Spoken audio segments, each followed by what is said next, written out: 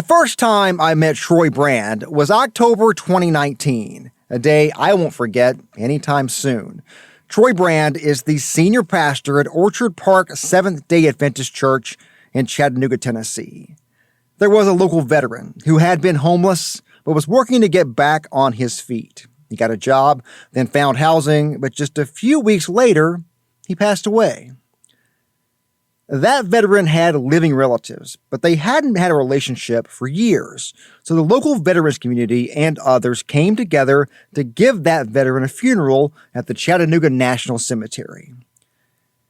Troy Brand performed the funeral service that day. He's a Marine Corps veteran, and I talked to him for the first time after that service. A member called and needed my services, and that's what I do. I serve. And then when she said it's a veteran, she says, I know you were in the Marine Corps, so I know this is important to you. And she was right. We got to honor those who serve. That's my brother in arms.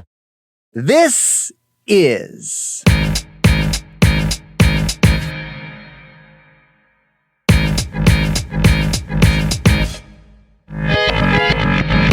Tomorrowtown, Tennessee. This is the podcast that tells the stories of the people who call the Tennessee Valley home, explores the problems they face, and talks to the people working on solutions and working to move this region forward. I'm Josh Rowe. I'm your host for this journey.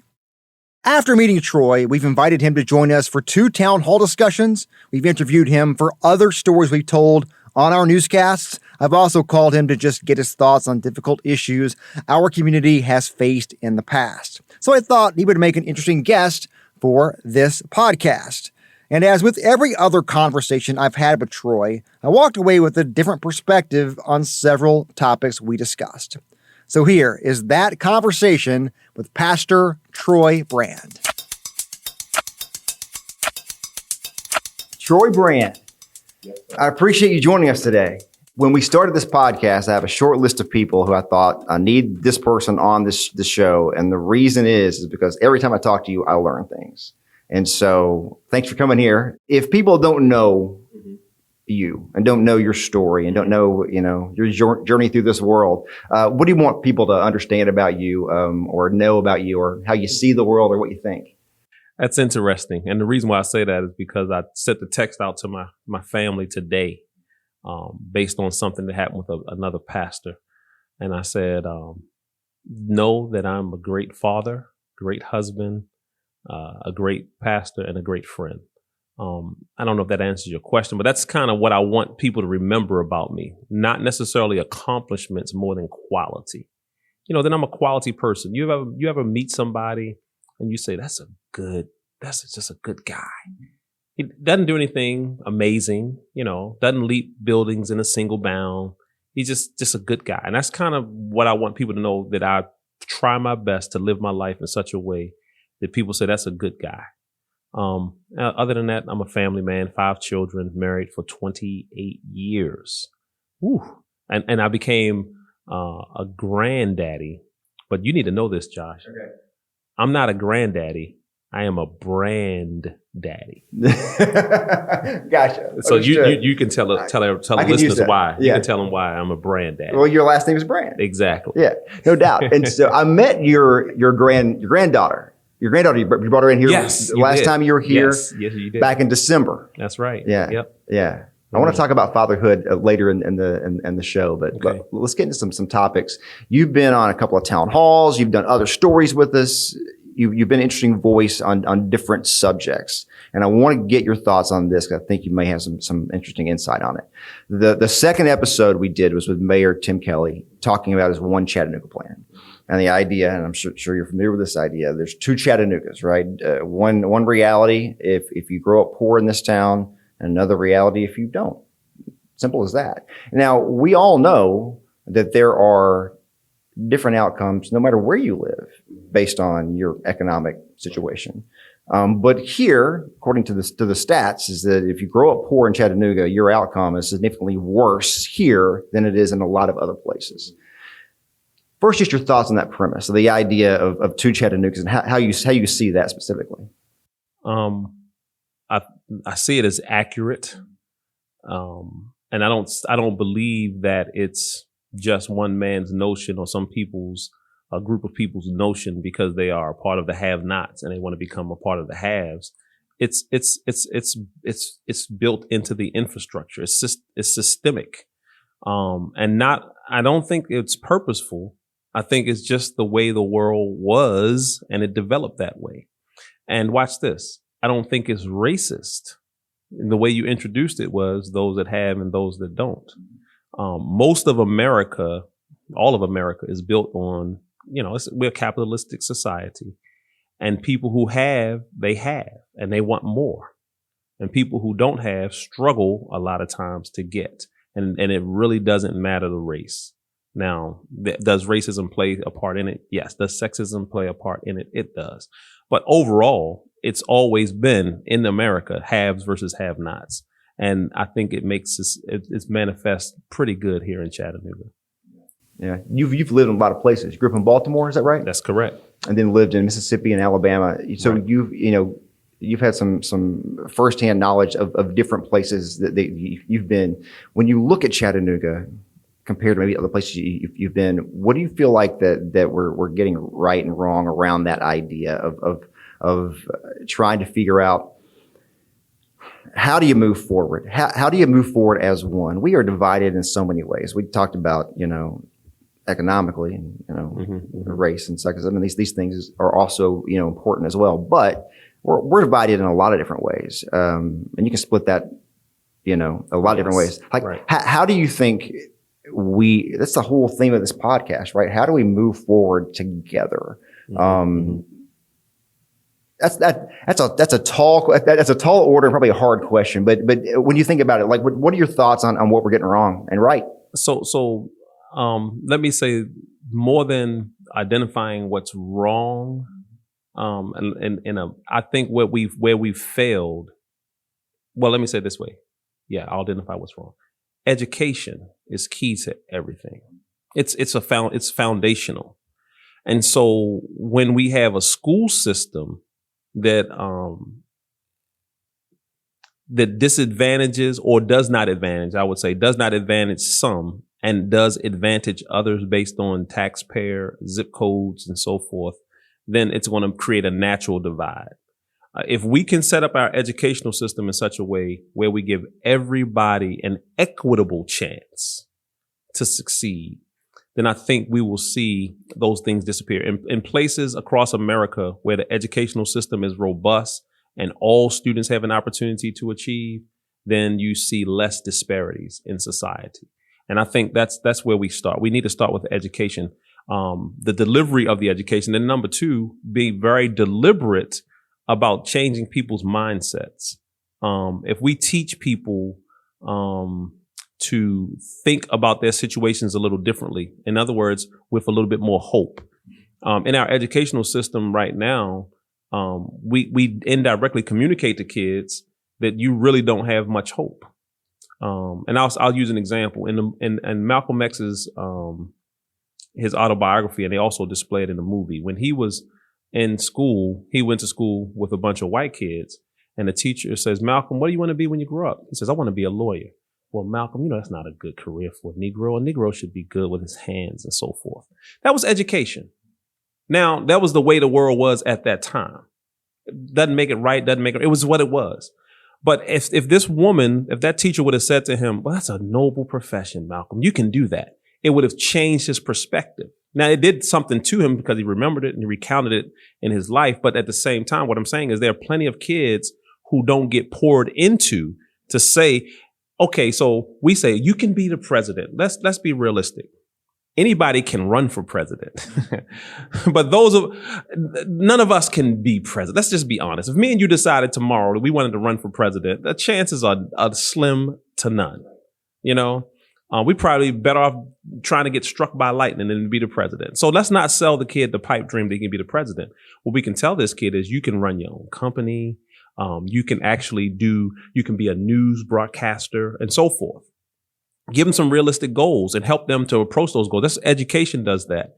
And so what do you need to do to become a TV broadcaster? Well, you need to be able to speak English pretty good. So you may want to learn some English and do your English. You need to be able to write well, and so forth. And so if we educate children differently, I think we can eliminate some of the disparities that we have. Yeah. When you have a voice in this community, like you said, you've been here for 6 years, but that said, being a pastor, being where you are, you do have a voice. You have a chance to lead your congregation and to be a leader in some ways there. Do you feel like when we talk about issues, and I'm not picking on the city of Chattanooga specifically, but just issues locally, maybe it's in the county, maybe it's broader than that, maybe it's in the state legislature. Do you feel like there are places where you and other faith leaders are being heard about the way you see things? Heard but not listened to. Hearing and listening aren't the same. And we always hear. We can hear sounds. We hear people talking. We can hear a whole bunch of stuff. But listening involves interpreting meaning. And so, what I'll go a long way to give the explanation. What I learned from Donald Trump was something real good. Let them protest. We will hear them. And so the women protested right away after he got elected, and they marched in D.C. It died away. Someone else came after him and they protested, and it died away. And Donald Trump made 4 years of protests on a weekly basis or every 2 weeks. And people made a whole bunch of noise. He didn't listen to any of them. He kept his focus and did what. Now, I'm not saying I was for him or against him. I'm not saying that. I'm saying he taught us a valuable lesson in hearing versus listening. When people listen to you, they interpret meaning. They empathy is created, and then they begin a conversation to try to say, okay, I feel your pain. I understand that this thing happened or this situation exists. How can we make it better, and how can we fix it? This is what the mayor is probably talking about when he talks about the 2 Chattanoogas. Somewhere he listened to some people, and him listening caused his perspective to change. And so what I'm saying is, that's kind of where we have to be. We have to be willing to listen more than just hear. And once we start listening, then things change. And in church, so most, not all church, but let me just use my congregation is pretty much middle class. And so when we go out into the community and we enter into a home where people are living in abject poverty, there's bugs in the home. The house is severely unkept. The kids aren't clean. This is a culture shock. And I'm not talking about, I don't pastor white. I have a 98% black congregation, African American, Caribbean American congregation. And they're in shock to see people live this way. And so when they talk to them, are they hearing what this? Are they listening to them? Are they empathizing? Because there's a reason why this person is in a situation they're in, a homeless person. There's a reason why they're the way they are. Now, that doesn't mean we have all of the answers, but we stop passing judgment on them once we understand how a person got to the situation where they are. It helps us to say, okay, it's not just that they're lazy. It's not that they don't want anything. No, they don't use drugs simply because they just wanted to indulge in drugs. There are always outliers to these things, but most people find themselves in difficult situations and it spirals out of control. And they feel bit. Once you get to hopelessness, it's hard to recover from living hopeless and nothing ever changing. Yeah. So when you say that you take members of your congregation into a home and it's hard for them to empathize, can you lead with empathy? Can you show others how to be more empathetic? Can people learn to be have more empathy when it comes to understanding someone else's situation, their path, their choices, etc.? Yeah, empathy. We have to be willing to be uncomfortable in order to really understand a person's situation. So whether it's entering into a space where somebody's living in poverty or talking to somebody who's been maybe harmed or violated sexually or abused or whatever the situation may be, if we're willing to be uncomfortable and then begin to take a journey with that person, it builds empathy, because it can happen for a moment and you're gone. But if you have to continue to go back to that space or continue to engage with that person, That's what relationships are. You know that. In marriages, we have to be willing to be uncomfortable in order to stay in and make our marriages work. But every relationship is similar. And so to lead with empathy, me as a leader, I have to be able to talk to the person. If a house is unkept, I have to sit down on a couch. It may not be the most attractive place to sit and sit comfortably. So not on the edge, but kind of lounge back. If they offer me a glass of water, I have to say, yes, I'll take some water. They offer me something to eat. Okay, let me get a piece. I have to do all those things so that person doesn't feel that, okay, they think they're better than me. People, we know it. We've been around people, when they're kind of resistant to everything, and it's just a show, a facade. And so once we win that person's confidence, we can't abandon them. What happens is when people don't have trust, is hard to come by. And so once you earn that person's trust, it's necessary to be consistent. And so what happens with politicians, what happens with teachers, even in some spaces, is there's inconsistency. And so we don't trust politicians because they make a promise. They come in, they do a photo op. It looks good. They may clean up the neighborhood. Open up they cut the ribbon. And then a few months later, things are back to normal. But the politician's gone on now. He's moved from the state legislature to the U.S. Congress, because he's doing so much in the community. Same with pastors. We come into a community and, we protest. Yes. And we look good and we make the statements. But nothing changes for the people. The pastor benefits from that press coverage. He may even get a member or two. Maybe his tithe increase. I'm just telling the truth. But nothing changes because it's uncomfortable for me to do the everyday groundwork. It's uncomfortable, not for me. It's uncomfortable for the average pastor to be the one that's constantly, telling government officials, you got to change your policies. You have to address these things. And it's rhythmic. It's nonstop.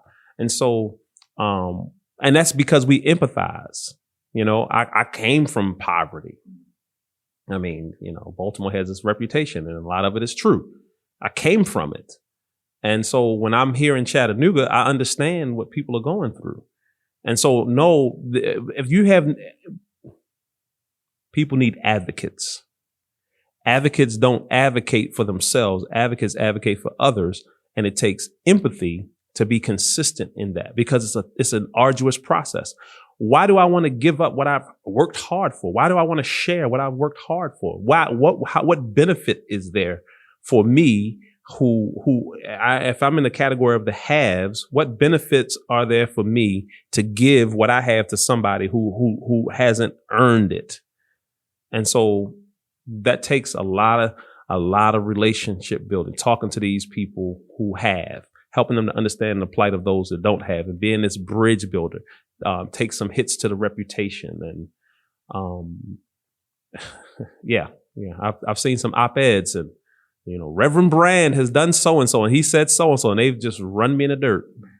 It's okay because they don't know me, and I don't take it personal. But I get back in the fight. If one person says something negative about me in a commentary section of the newspaper, and I back off because I can't handle it, then I'm not the person that God has chosen to fight that battle in the first place. Mm-hmm.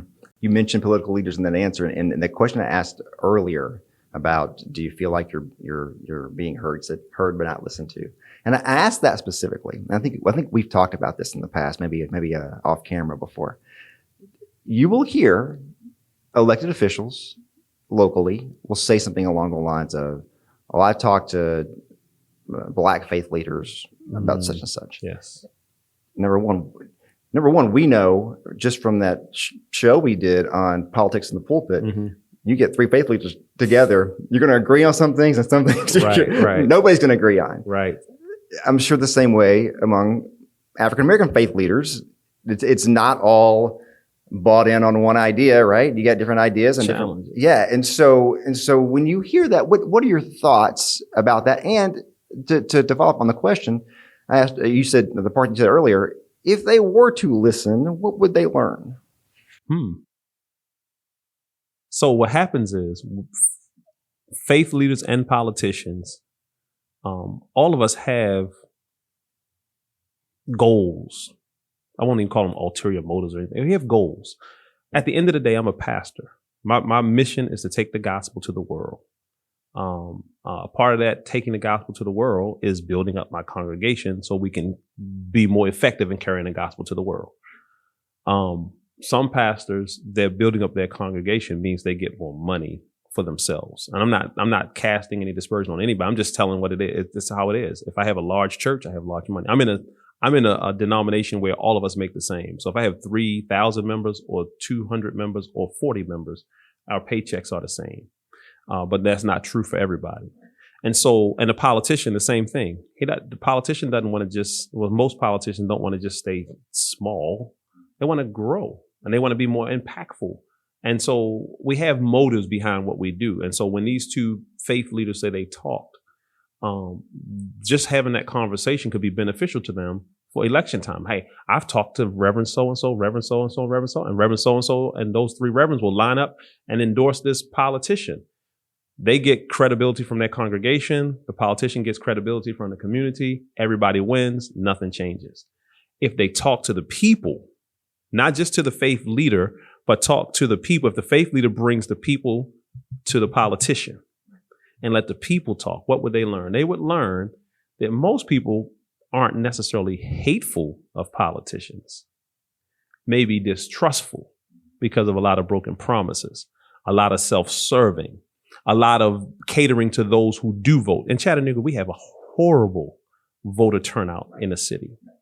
And then the people in the city complain and say Hamilton County gets everything and the city gets nothing. Well, when you only have 8,000 or 9,000 people in the whole city turn out to vote, you probably won't get the politician's attention. But if you're a good politician, you don't say, well, I'm just going to go to where the people are voting. You come to those people and you encourage them to vote.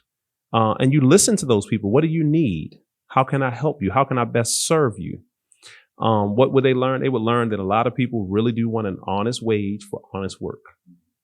They would learn that there are people who are sick, who need health care, and they're not begging and asking for a handout, but they just want to have an opportunity to be well so they can actually have a decent living.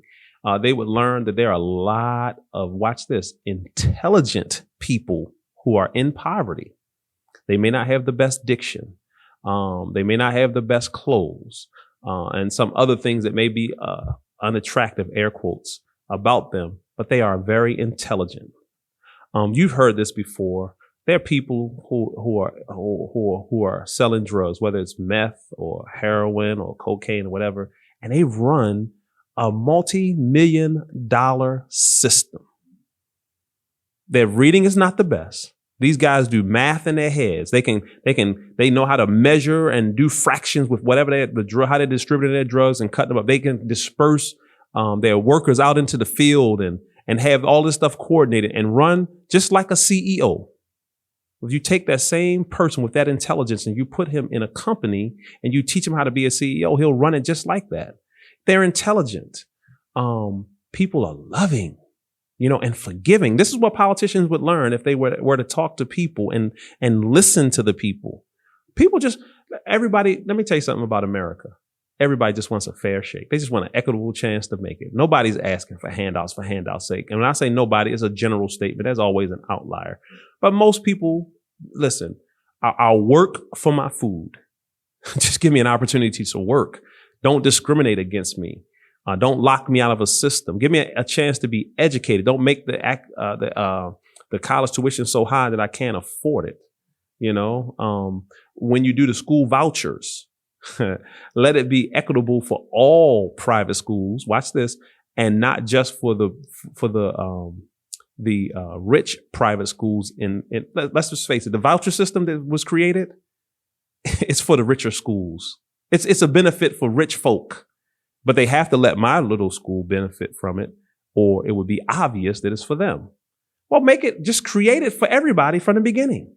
If you're going to do a voucher system. You know what I'm saying? And make it easy, not have to have so much cash on hand in order to participate in a voucher system. I mean, anyway, I went off on something different. No, it was interesting stuff for real. I want to end on this idea, and let's take a few minutes to work through this. Mm-hmm. I really appreciate you coming here. I mean, I like every time I sit down with you, it's like, yeah, I didn't think about it like that. I didn't think about it like that. And so I think it's helpful. And so I appreciate you doing that. I'd love to have you back sometime. I would love to do a whole series on that topic of politics in the pulpit, because I think during that show we did, we could have gone all night long. I told my wife, I said, we didn't get into it. No. Yeah. And so we need to. And so I would love to have you back and do that. But let's talk about fathers for a minute. Mm-hmm. This is the first episode that's going to be released after Father's Day. And Father's Day is a complicated situation. You mentioned your father and your grandfather. Mm-hmm. And just from my own personal story, like my parents divorced when I was 2, never lived in my father's home, loved my father, but not the same situation as a lot of folks who had a father in the home, had a stepfather in the home. That was chaotic, so when you go to church on Father's Day and you hear the Father's Day sermon, folks who have all these different levels of complications with dads, right? That can be a hard day. That can make folks not want to even show up that day. And so how do you think about that as a pastor? And leading congregation in a lot of ways is like being, a father of a group. How do you think about all of those ideas? Number one, being the father in your family, but also just fathers as an entire, complicated situation. I usually kind of think about my own personal situation and speak from what I call my own experience. So, and I tell people, I don't want to speak generally for every father. I don't want to generalize every situation and say all fathers should be this and the experiences are thus. And so I try to speak about how I'd like to live my life as a dad and communicate those principles and hope they transfer to fathers, and hope it inspires sons who don't have fathers and kind of make myself more attractive to them as a mentor of sorts. And so for me, truth matters, honesty matters, integrity matters. And so one of the things I try to live my life by is being a man of integrity with my wife, with my children, with my church, with my friends, with bosses. It doesn't matter who I deal with. I want people to know that Troy Brand is a man of integrity. I think that's an important quality for people, but for men who are supposed to lead in their families in particular. You have to be a person of integrity. Number two, I try to communicate through how I live to be a provider. I do marriage counseling, pre-marriage counseling, and with people all the time. And I try to tell them, you don't have to model after my household. But in my house, not because I'm the dictator, because I believe it's my responsibility. I'm the provider. Now, my wife, she works. She has a whole paycheck, but we try to live off of my paycheck because I believe that that's my responsibility to take care of my family. You see what I'm saying? I do. And I try to teach that so that if a person gets the notion that I've done my part, now I have to wait for you to do your part. We miss some things sometimes. We've all been in situations where, let's say school, when we're in a group and the teacher says, give us this report. Your group is going to report on next Thursday, and you guys get together, and it's always that one guy that slacks off. And it's always somebody who has to pick up the responsibility for that guy. And we don't want him to get the grade because he did nothing. And he gets up and we say, don't say anything because you don't even know. So he stands back there and the teacher gives an A and we all grit our teeth. He got an A and he didn't do anything. What I'm suggesting is don't worry about it. Pick up the slack and do what you're supposed to do. That person recognizes that they got bailed out. Instead of being angry with that person, you go back and you teach that, hey man, listen, next time, let us know if you need some help. We'll help you out, so forth and so on. What I'm saying is, if I'm going to be responsible, if I'm going to do what I'm supposed to do, I'm always going to do it. I'm not going to think that somebody else, I'm dependent on somebody else to do their part in order for it to be a success. I have a role. I have a responsibility that I'm supposed to do. And so in my household, I take care of my family. That's my responsibility. I don't look to my wife and say, where's your half of the rent money? That's my responsibility. We've talked about these things. We've said, this is what you're going to do. This is what, and so I take that I take that responsibility. So I try to communicate that. I also try to communicate to people that there has to be, I'm a preacher, there has to be a level of spirituality, a certain spirituality, a certain something outside of yourself, a certain motivation bigger than yourself. It can't just be in this world. That's hopeless.